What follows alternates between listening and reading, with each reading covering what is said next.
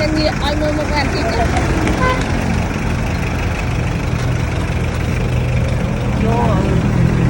Nó nhiều quá.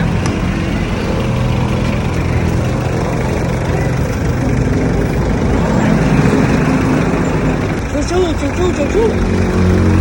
Lên bạch. Bạch ơi. Nhóm mấy cho khăn đấy. À.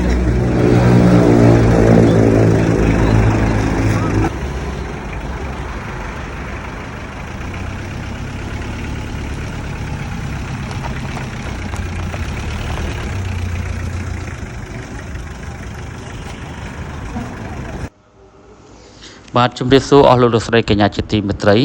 នៅថ្ងៃនេះថ្ងៃទី31ត្រូវនៅថ្ងៃឆ្នាំចាស់ផ្លាស់ចូលឆ្នាំថ្មីខែធ្នូឆ្នាំ2025ហើយថ្ងៃស្អែកគឺជាថ្ងៃទី1ឆ្នាំចូលឆ្នាំសកលថ្ងៃថ្មីខែមករាឆ្នាំ2026ហើយថ្ងៃនេះសម្រាប់ប្រផាសួរសំអាងការក៏សូមបង្ហាញជូនអំពីសកម្មភាពខ្លះៗរបស់យើងដែលបម្រើសេវាកម្មសំអាងការជូនទៅដល់អតិថិជនរបស់យើងគ្រប់ទីកន្លែងនៃប្រទេសជាតិកម្ពុជាដោយអស់លោកស្រីកញ្ញាបានឃើញហើយនេះគឺជាការធ្វើដំណើររបស់យើងក្នុងការដឹកជញ្ជូនអីវ៉ាន់សម្ភារៈ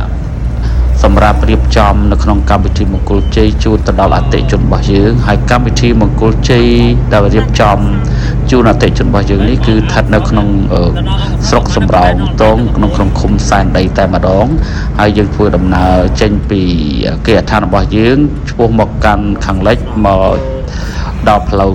41ហើយចុះពីផ្លូវ41តាមខ្លងទ្វារវត្តស្រះស្រង់នេះគឺចម្ងាយពីផ្លូវ41ចុះទៅភូមិស្រះស្រង់នេះគឺមានចម្ងាយត្រឹមតែ4ទៅ5គីឡូតែប៉ុណ្្នឹងទេអញ្ចឹងការធ្វើដំណើររបស់យើងក៏បានមកដល់ភូមិស្រះស្រង់នោះតែម្ដងហើយកម្មវិធីរបស់គាត់នេះគឺការធ្វើកម្មវិធីគឺធ្វើនៅក្នុងផ្ទះរបស់គាត់នៅយកមុខតែម្ដងដែលការរៀបចំចាប់លពៅឬក៏អេកូហ្វុងវិធីអីលើកញ្ចប់សេវាកម្មរបស់យើងហើយនៅពេលនេះក្រុមការងាររបស់យើងគឺបានរៀបចំអីវ៉ាន់ចុះពីឡានហើយដើម្បីយកទៅដាក់នៅក្នុងគេហដ្ឋានរបស់ខាងស្រីហើយក្រុមការងារឆាកហ្វុងវិធីនិងលពៅគាត់បានរៀបចំហើយរួចជាស្រេចហើយនៅឡើយតែយើងខ្ញុំក្រៅព្រមបន្ថែមទៀតពីលើទេហើយនេះគឺជាការពេញចិត្តរបស់កូនកំមុំដែលគាត់ចូលចិត្តចង់បានពណ៌ក្រហមឆាកហ្វុងពិធីពណ៌ក្រហមបែបនេះហើយនឹងលពៅគឺគាត់ចង់បានពណ៌ក្រហមហាឡៃជាមួយពណ៌សបែបហ្នឹងអញ្ចឹងសម្រាប់ប្រផាសួរសំអាងការបានរៀបចំឲ្យក្រុមការងារធ្វើមិនតម្រូវចិត្តទៅដល់អតិថិជនរបស់យើងមិនឲ្យខកបំណងនោះទេជាមួយគ្នានេះដែរអ្នកទាំងអស់គ្នាក៏បានឃើញហើយអំពីឈុតផ្កាស្លាយើងមានស្លាពណ៌មលូពណ៌ផ្កាបាត់ដាក់នៅលើតោកនេះគឺផ្កាសម្រាប់អ្នកកាន់ផ្កាតែម្ដងគឺផ្កាឈុតល្អហើយជាមួយផ្កាស្លានៅកណ្ដាលហើយនៅក្នុងនេះក៏យើងមានអំបោះចងដៃជូនគាត់ហើយក៏យើងមានទៀនពលាសម្រាប់ឲ្យអតិថិជនរបស់យើងដែរហើយនៅក្នុងកញ្ចប់របស់យើងនៅថ្ងៃនេះគឺយើងមានឆាកហ្វុងវិធីបែបហ្នឹងហើយនឹងលពៅក្តារពីបាទក្តារពីសម្រាប់ក្រាលកម្មវិធីអញ្ចឹងឆាកហ្វុងវិធីដែលអស់លោកស្រីកញ្ញាទាំងអស់គ្នាបានឃើញនេះគឺកំពុងតែសង់នៅលើក្តារពីហើយក្តារពីនេះក៏ជា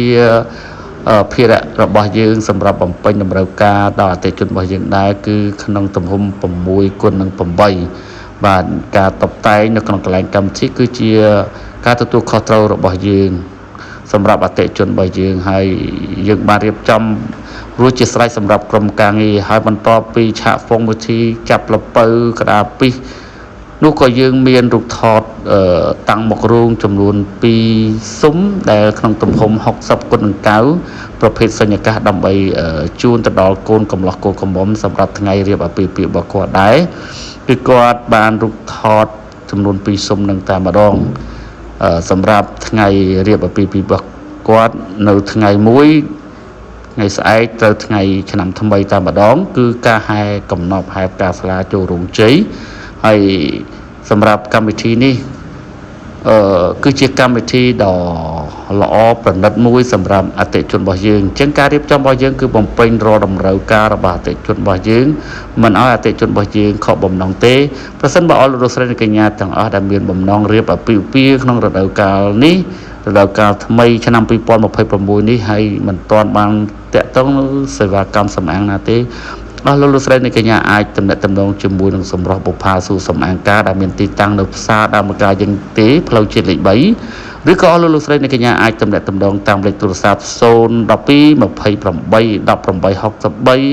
011 28 1863 066 28 1863 081 37 37 45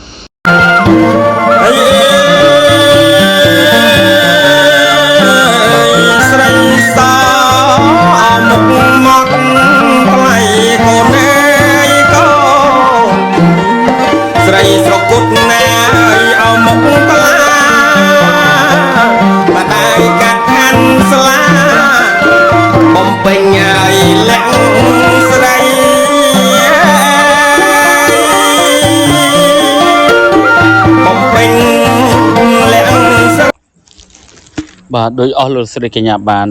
ទស្សនាហើយទាំងនេះក៏ជាកញ្ចប់សេវាកម្មរបស់យើងផងដែរដែលយើងខ្ញុំបានរៀបចំសម្រាប់បំពេញតម្រូវការរបស់អតិថិជនរបស់យើងគ្រប់ទីកន្លែងនៅប្រទេសកម្ពុជានេះគឺជាកញ្ចប់អាសនៈសានក្រុងប៉ូលីហើយនេះគឺជាបល្ល័ង្កព្រះឬក៏អាសនៈព្រះបល្ល័ង្កព្រះតែម្ដងហើយពិតជាស្រស់ស្អាតតែម្ដងសម្រាប់បំពេញតម្រូវការរបស់អតិថិជនរបស់យើងទាំងអស់នៅក្នុងប្រទេសកម្ពុជាមិនឲ្យខកបំណងនោះទេអ្វីដែលយើងបានប្រឹងប្រែងធ្វើដើម្បីបំពេញសេចក្តីត្រូវការជាមួយនឹងការប្រែប្រួលនៃសម័យកាលមួយទៅសម័យកាលមួយប៉ុន្តែការបំពេញតម្រូវការដល់អតិថិជនរបស់យើងនេះគឺយើងមិនបានធ្វើឲ្យហួសពីក្បួនច្បាប់ក្របដើមអ្វីនោះទេហើយនេះគឺជាអ្វីដែលយើងបានរៀបចំជូនទៅដល់អតិថិជនរបស់យើងគ្រប់ទីកន្លែងនៃប្រទេសកម្ពុជា